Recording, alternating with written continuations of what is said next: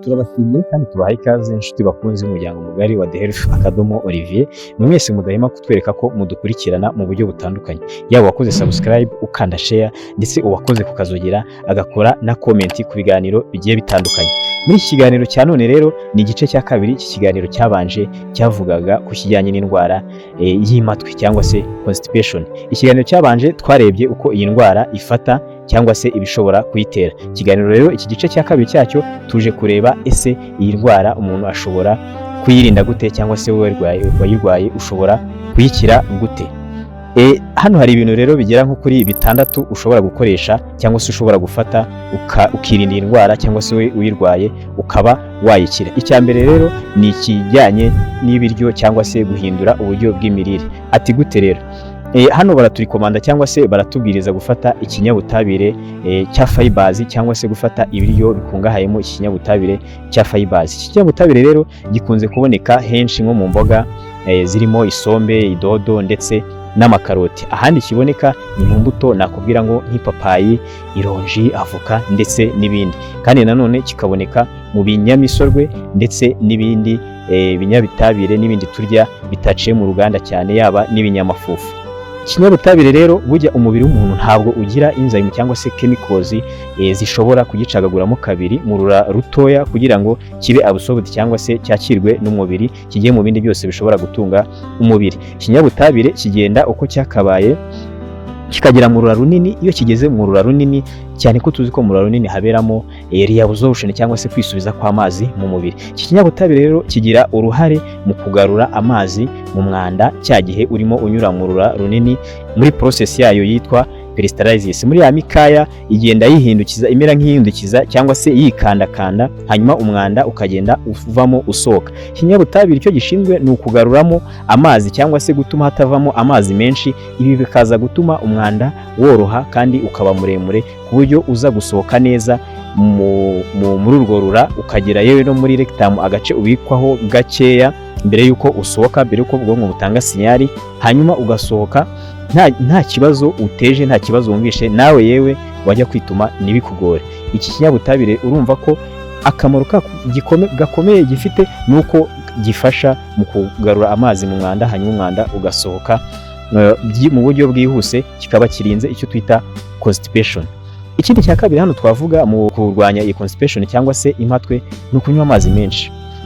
Abahanga burya batugira inama yo kunywa byibuze buri munsi litiro 1.5 kugeza kuri 2 z'amazi, kubera ko umubiri ukenera amazi menshi mu bikorwa bigiye bitandukanye. Kandi twabonye ko nanone mu mara cyangwa se mu rura runini haberamo kwisubiza kw'amazi avuye mu mwanda, biba byasa mu mubiri wa processinze wakuyemo ibiwutunga, hanyuma ugakuramo amazi muri ibyo byasigaye. Iyo ufata amazi menshi byongera amahirwe menshi yo kutazagira icyo kibazo cya constipation cyangwa se impatwe, kubera ko amazi avamo ntabwo yose ashobora kuvamo ugereranyije n'ayo wanyoye. Umubiri hari ayo ukuramo ndetse nawe no mu mwanda hakagira asigaramo, bityo bikaza korohereza umwanda mu gusohoka, bikaba bikurinze indwara ya constipation.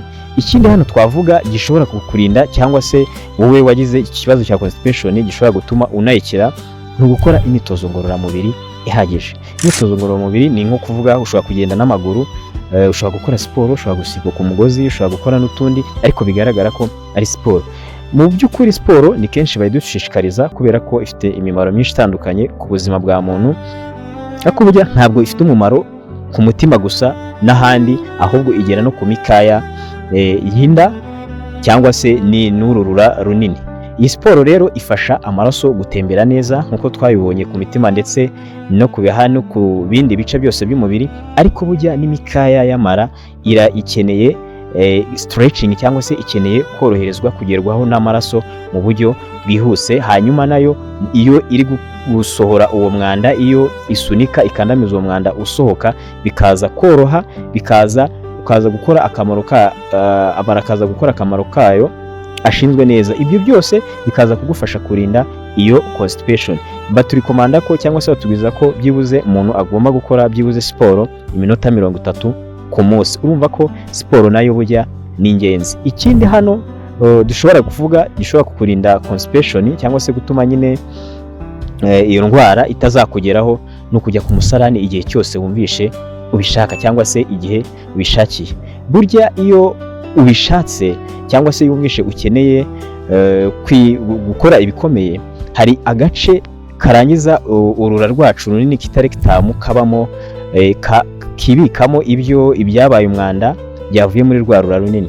Iyo rero kuzuye cyangwa se kageze mu gihe runaka, hari icyo bita enteric nervous system, ni itumanaho cyangwa se ni ukominikana biri hagati y'ako twakita nk'agasabo kabika umwanda igihe gitoya mbere yuko uwusohora.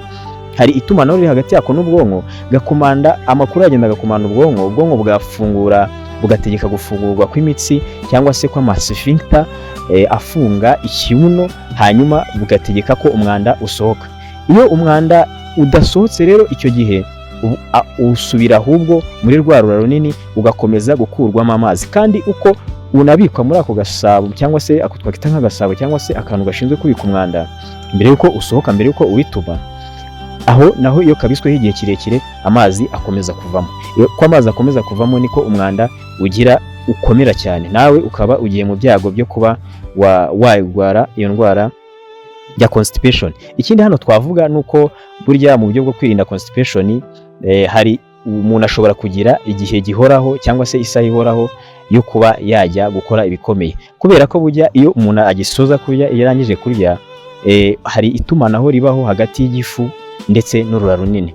Iri tumanaho ryitwa ni gastrocolic reflexes, ni itumanaho rituma igifu kibwira urura runini kiti rero twakira ibintu byinshi, tumaje guprocesinga ibintu byinshi, dore ibyasigaye byawe ngibi, nawe sunika ibyo wari ufite, hanyuma nibi byacu bibone aho bijya. Iyo rero utagize icyo gihe cyo kwituma mu buryo buhoraho, utuma ka gace twavuze kuzuramo umwanda kuzura no mu rura rwawe runini hakomeza kuzura, hanyuma ibyo akaba ari byo bituma amazi avamo yose ku buryo buhagije. Cya gihe ukeneye kujya kwituma bikaza gusaba gukoresha imbaraga nyinshi, ukaza icyo twakita nko kwikanira, ugakoresha imbaraga nyinshi, yewe bikananga kubera ko iyo amazi yashizemo umwanda wakomeye. Murumva ko mu by'ukuri ni ngombwa cyane igihe ubishatse, mu gihe ukeneye kwituma, si ngombwa kwifata igihe kirekire cyinshi cyane.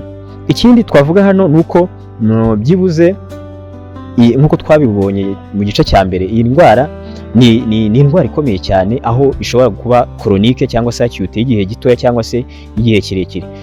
Iyo byakugendekeye gutya byibuze utituma gatatu, byibuze utituma mu cyumweru, utitumamo iminsi 3, ni ikibazo gikomeye. Tuyikategoriza cyangwa se tuyishyira mu cyiciro cya mbere cyo kuba yaba acute, aho ushobora gusura muganga, ushobora kugana ku ivuriro byihuse, hanyuma muganga akaba yakwandikira imiti. Nubwo buryo bwo gukoresha imiti nk'iyo twakita osmotic laxatives cyangwa se stool softeners. Iyo miti ikaba yagufasha kugira ute koroshya uwo mwanda, hanyuma ukabona uko usohora mu buryo mutakugoye. Ikindi, hari igihe iyi ndwara utinda ikaba chronique, naho hari imiti myinshi itandukanye muganga ashobora kukwandikira, nk'uwo twakita dufarake. Murumva ko mu by'ukuri constipation ni indwara njye nawe cyangwa se twese dukwiye kwirinda mu buryo butandukanye, cyane nk'uko twavuze gufata ibyo binyabitabire cyangwa birimo ibyo biryo birimo ikinyabitabire cya fibers, kunywa amazi, gukora siporo ndetse n'ibindi. Murumva ko twese bitureba. Murakoze cyane rero, ikiganiro cy'uyu munsi ntaho kirangiriye. Nk'uko nabibukije, njye mwabanye nawe muri kiganiro ni Jean d'Amour Niyonkuru, umunyeshuri muri Kaminuza y'u Rwanda. Nimugire ubuzima.